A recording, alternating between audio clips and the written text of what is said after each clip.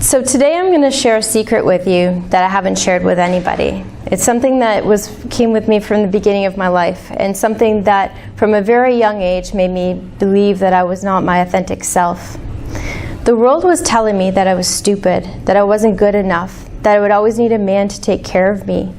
It was saying that I was unlovable, and it really made me disconnect from myself.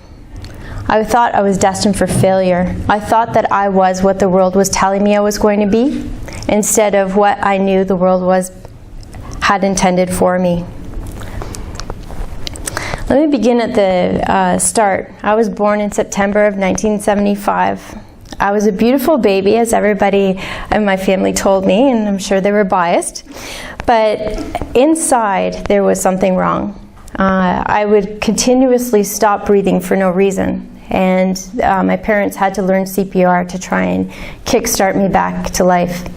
It was a very difficult time, particularly as my mother was diagnosed with manic depression, schizophrenia, and epilepsy. So having a child like that was particularly trying for her, and I think really pushed her over the edge at times. My mom, in my childhood, she was in and out of mental health hospitals, and that was a really difficult thing for me as a child. I have memories of having to go and visit her, wanting to see her, missing her, but feeling so scared and unsure of what was happening when I was in these facilities.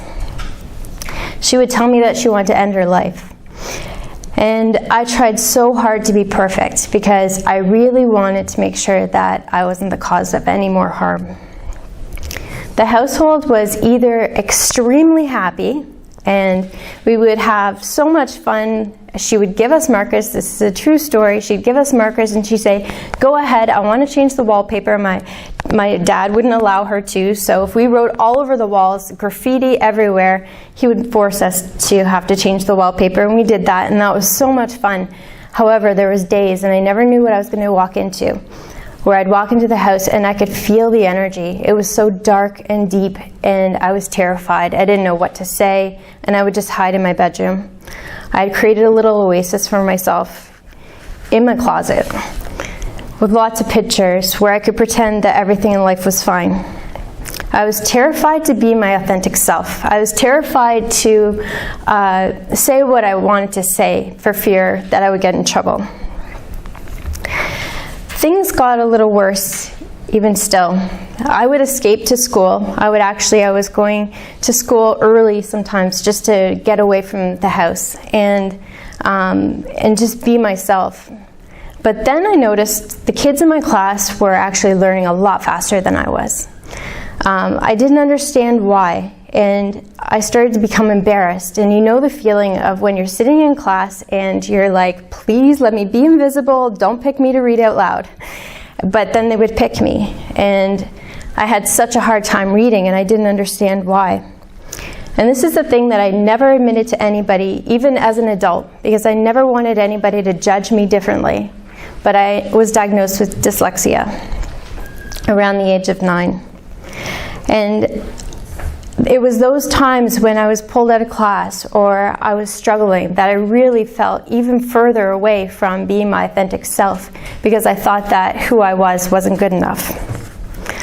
I felt broken, and I really tried to be somebody else.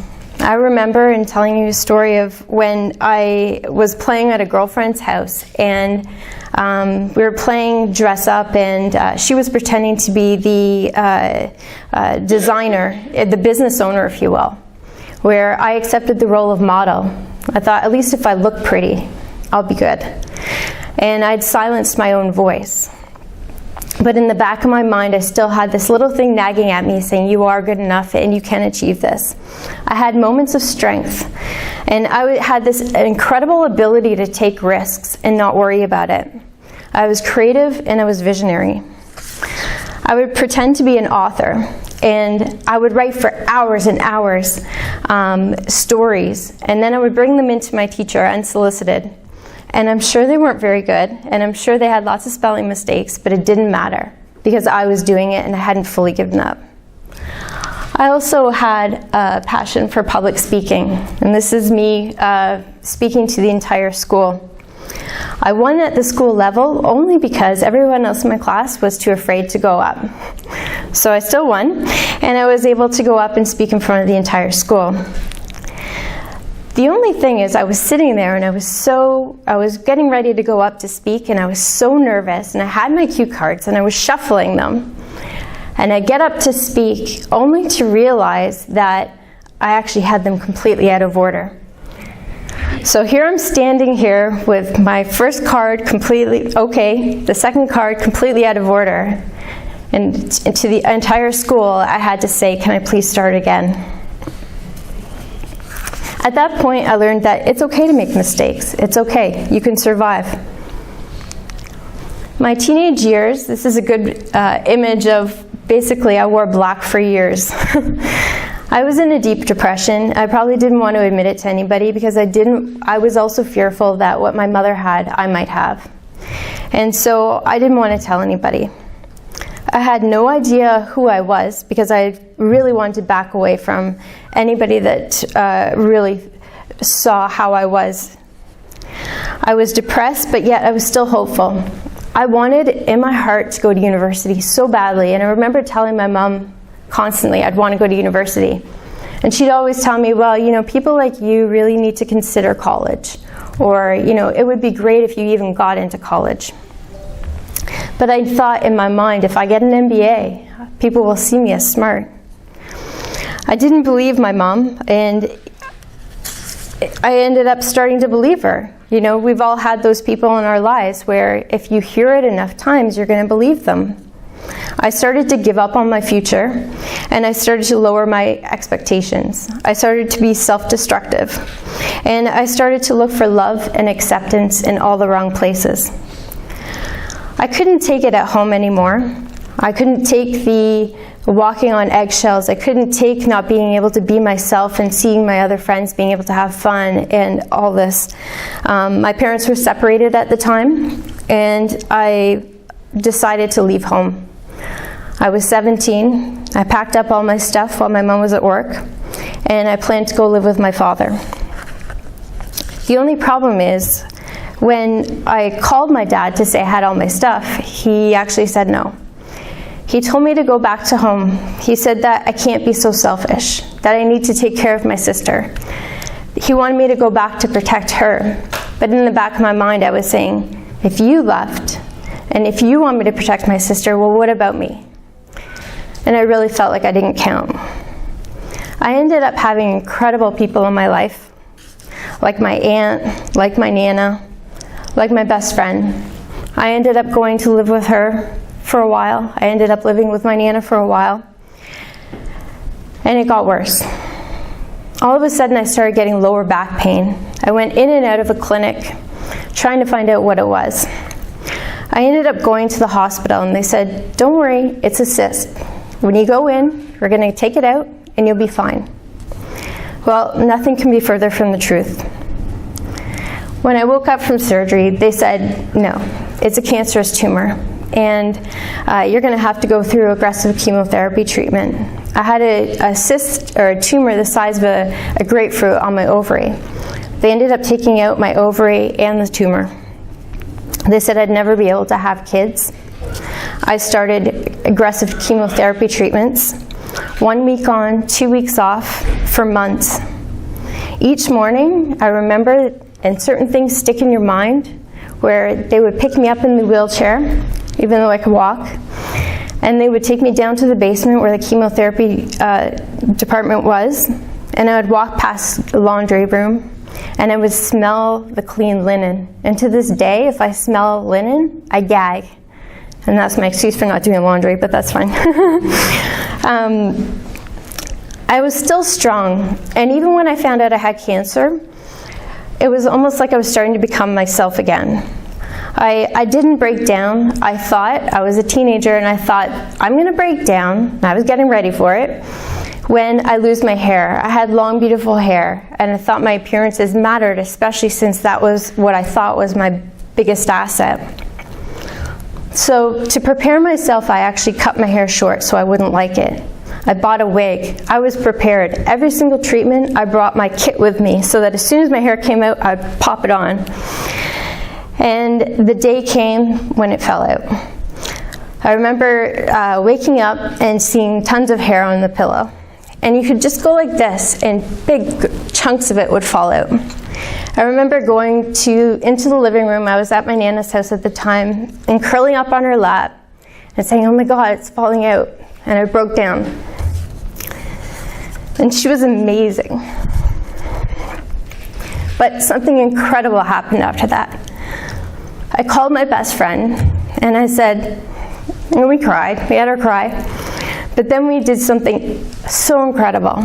We actually had some fun with it. We went into the bathroom and we said, when can you ever, seriously have some crazy hairstyles? We did crazy hairstyles. We cut it on one side. I had a mohawk. Then we ended up shaving it all off and having some fun. But the only problem is, after we had all this fun, I completely forgot I had a date. And I was forced with, okay, what do I wear? But also, what the hell do I wear on my head? And I'm really proud to say, and I brought it today, that this is the only thing I wore. For the first time in my life, I was like, take it or leave it, this is me. Having cancer put my life into perspective. You might be surprised, but it was actually the best thing that ever happened in my life. You see, I had no hope for my future anyways. And I remember sitting in the lazy boy chair, getting chemotherapy treatment in the basement, and there was a window on the wall that you could see the legs of the girls and the boys walking to school. My high school was actually immediately across from the hospital. And I remember watching them walk to school and wishing that I was them. I wish that my life hadn't stopped. It had completely stopped, and I started to gain a greater appreciation for life. I also realized that nothing in life is as bad as it seems. I realized that having dyslexia, or having issues with my mother, or having other issues in my life was actually not so bad, because it didn't stop me from living, that I could just keep living. And I believe it was at that point I started to become on the journey of becoming my authentic self. Well, I beat cancer. And I was in remission, and I went back to high school. But I had another surprise. You remember how I told you that they said I'd never be able to have children? Well, surprise, I was pregnant. I was pregnant at 18. It was a blessing because they said I'd never be able to have children. But unfortunately, I was 18. I was terrified. How was I going to be able to take care of a child? How was I going to ever be able to go to university now?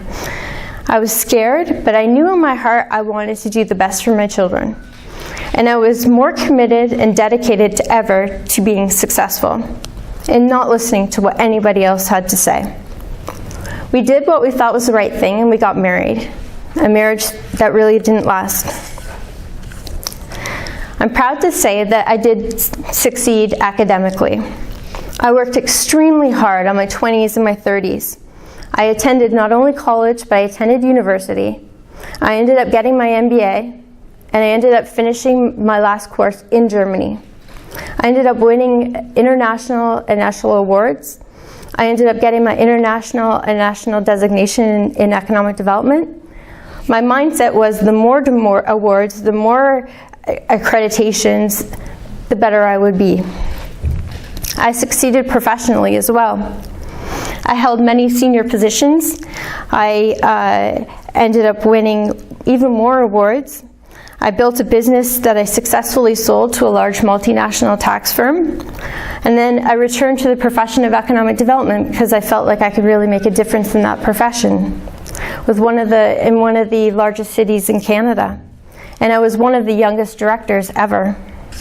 But there was still something really missing in my life. You can have all of the material things you ever want. You can have all of the success you ever want, all of the degrees you ever want, beautiful family. But I'd become a workaholic. And I was constantly fighting to prove myself and prove that I was good enough. And then another major milestone in my life happened, making me realize I was going in the wrong direction. Early in the morning, I got a call saying that my father had passed away. He had died in a motorcycle accident, and I broke down in tears. This was another major turning point in my life. I realized life is so short, and I needed to have more time in my life for my family. I felt so guilty that I was a workaholic. I felt so guilty. At the time, I have this beautiful family. I have 7 children. I felt so guilty that I had focused all this energy on being successful, but didn't realize that I wasn't successful, that I had it all right in front of me, and that I needed to be my true and authentic self. That's my beautiful family, part of it. So I started to do a self-assessment. I started to really take the time to understand, who am I? What's important in my life? And what's my purpose? What is it that I'm supposed to be here to do on this world? I gained strength, and I decided to change my life in an entirely new direction. I came to the realization that I needed to focus on becoming my true, authentic self. The next day, I went in to where I was making a good salary, a pension, an incredible position, and resigned. I decided that I was going to take control of my life again. I became an entrepreneur. I decided that I was going to commit the rest of my life to helping other girls and women really find their true, authentic selves. I really wanted to connect and really give back. Finally, I'm on this journey of becoming my true, authentic self. I'm finally at a point where I feel like this is my purpose. And really, it's a transformational journey that I know will last the rest of my life. Part of getting to know yourself better is actually connecting with other women. And sharing the stories and sharing who we are and really learning from one another. Being honest about ourselves, being vulnerable, standing up on stage and being honest about who you are, letting out all of your secrets, because at the end of the day, we all have them. At the end of the day, there's all this little person in our minds that is saying we're not good enough, but in fact, we are. I want to end on a quote that is from Oprah Winfrey, and it's, "I know for sure your journey begins with a choice to get up, step out, and live fully." And that's what I intend on doing for the rest of my life. Thank you.